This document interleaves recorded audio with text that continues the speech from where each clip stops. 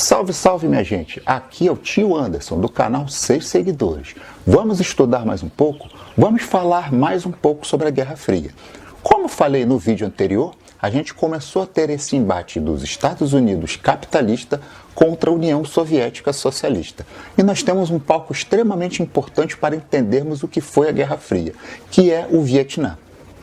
O Vietnã, até os anos 40, era conhecido como Indochina Francesa. Era um país que contemplava os subpaíses, pode-se dizer, Tonkin, Laos, Camboja, Annam e Cochinchina. Todo esse território era considerado a Indochina Francesa. E como a gente não sabe, mas vai saber agora, a China era uma grande potência colonial. E esse território era todo dominado e colonizado pelos franceses. Vamos falar agora sobre o Comintern. O que era o Comintern? Comintern era o comitê que formava mentalidades políticas, líderes, para espalhar o comunismo em todo o mundo. E aí nós vamos falar de um personagem muito importante na história do Vietnã, que foi Ho Chi Minh.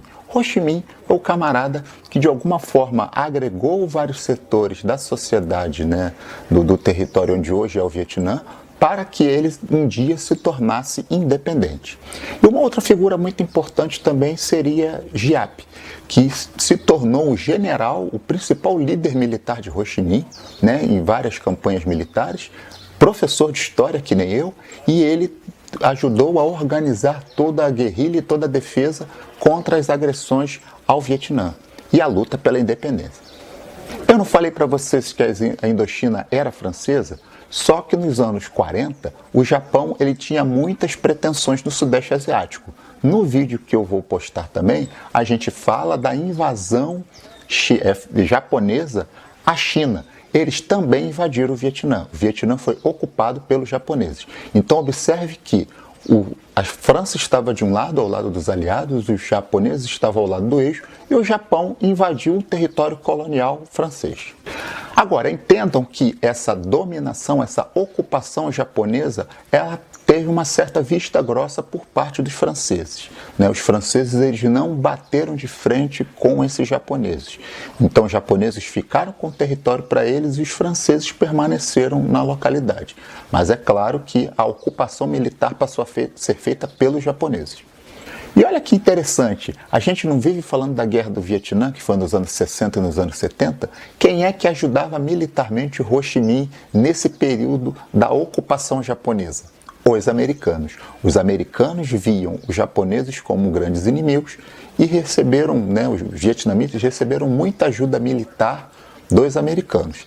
E depois se arrependeram. Essa ajuda vinha através de comissários, de assessores militares, armamentos e dinheiro para poder resistir a essa ocupação japonesa. Então observe que essa relação das superpotências com esses territórios ditos coloniais é sempre muito complicada. Você fala de um país ocupado, pelo Japão, que era uma colônia francesa, e os franceses faziam vista grossa. No entanto, os vietnamitas, os futuros vietnamitas, estavam resistindo a essa ocupação com o dinheiro americano. Em março de 45, a maré da guerra já começou a virar, os japoneses passaram a atacar os exércitos e os funcionários coloniais franceses que estavam na localidade, deixando a relação um pouco turbulenta. Vamos dar continuidade à segunda parte quando falamos da história do Vietnã. A gente entendendo o Vietnã, fica muito fácil a gente entender esses movimentos que aconteceram durante a Guerra Fria. Então vamos lá. Até 1954, o Vietnã era um país denominado, uma colônia denominada Indochina Francesa, que pegava todo o território do Vietnã, dividido por Tonkin, Annam e Cochinchina, Laos e Camboja. Esse território era dominado pelos franceses, tivemos uma sangrenta guerra colonial que os vietnamitas ganharam essa guerra, expulsaram os franceses, na verdade houve um acordo para que os franceses saíssem. Lembrando que os franceses tinham apoio dos Estados Unidos, que tinham temor da China, que já havia se tornado uma nação socialista na sua Revolução de 1949, eles tinham temor de que todo o Vietnã se transformasse num país socialista. E aí nós temos a Conferência de Genebra de 1954. Os interesses chineses, os interesses da União Soviética, os interesses dos Estados Unidos estavam colocados nessa conferência. Na verdade, o que ficou acordado nessa conferência? A divisão do território da Indochina Francesa no país Laos, no país Camboja, Annan, Tonkin e Cochinchina se transformaram no Vietnã. Na verdade, no paralelo 17, foi dividido em Vietnã do Norte, sob influência da China, né, uma influência comunista, e o Vietnã do Sul de influência capitalista. Na verdade, o pessoal do Vietnã do Sul ele deixou de se alinhar aos franceses e passou a ter como aliados de primeira hora os americanos. Então, nós temos a divisão do Vietnã do Norte comunista e o Vietnã do Sul capitalista. Na verdade, virou a República Democrática do Vietnã, no norte, sob a influência do Viet Minh, que era o movimento pela libertação do Vietnã, e nós temos o Vietnã do Sul, que era a República do Vietnã, com capital em Saigon. A ideia é que em 1956 o país fosse reunificado através de eleições. Isso, na verdade, não foi respeitado pelo Vietnã do Sul, que teve total apoio dos Estados Unidos.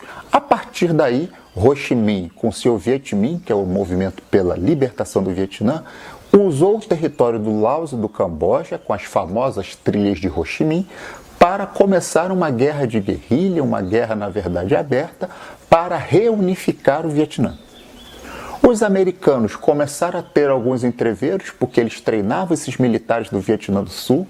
Eles não gostariam que houvesse, uma interferência do Vietnã do Norte, transformando o Vietnã do Sul num grande território comunista. Os Estados Unidos estavam ao lado dos vietnamitas do Sul e começaram a ter embates com o Viet Minh. Na verdade, a estratégia de Ho Chi Minh ela foi muito inteligente. Ele derrotou os franceses, ele recuou estrategicamente, a Conferência de Genebra fez com que houvesse o Vietnã do Norte, com as eleições eles esperavam reunificar o Vietnã, à medida que teve essa resistência, eles começaram a fazer esse movimento para que o Vietnã do Sul se incorporasse ao Vietnã do Norte. Os americanos, é claro, ao lado dos vietnamitas do Sul, eles encontraram, na verdade, um motivo para que houvesse a guerra. Foi um incidente no Golfo de Tonkin. Na verdade, foi um pequeno entrevero entre navios de guerra americanos e tropas do Vietnã do Norte, fez com que os Estados Unidos encontrassem a desculpa para invadir o Vietnã e começar uma guerra muito sangrenta, que durou de 1964 a 1975. As estimadas no conflito são de 58 mil militares americanos e aproximadamente 2 milhões de vietnamitas. Aí você vai me perguntar, mas e aí, o Vietnã ganhou ou não ganhou a guerra? Na verdade, nós temos que entender que a partir do momento que os americanos fizeram um acordo de paz, eles se retiraram do Vietnã, automaticamente os Vietcongs, que seriam os vietnamitas comunistas do norte, eles invadiram Saigon, invadiram o Vietnã do Sul e reunificaram o país. Na verdade, os americanos eles viviam turbulentos anos 60 e 70 em que várias coisas eram contestadas, inclusive o militarismo e o apoio à guerra do Vietnã.